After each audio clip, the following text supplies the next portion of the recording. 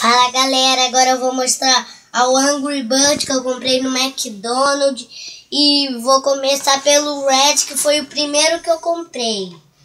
E ele vem com esse brinquedo aqui, ó. É bem legal, você pega esse pinozinho aqui, aí você pega essa porta e bota aqui, aí depois você bota esse daqui.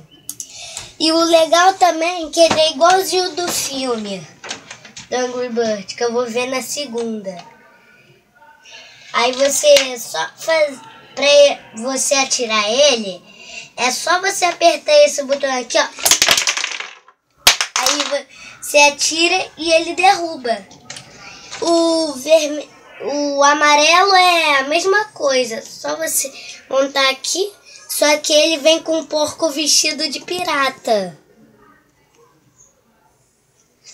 Aí você pega e atira. E o terceiro que eu comprei foi esse Red aqui. Ele tem um negocinho atrás que você liga. Aí depois ele acende.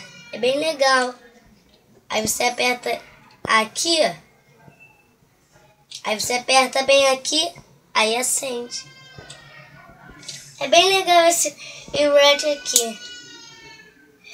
Pessoal, desculpa a demora pra fazer o canal, que meu irmão nasceu e fiquei brincando com ele e esquecia todo dia de fazer o canal. Se você gostou, dá um like aí. Tchau.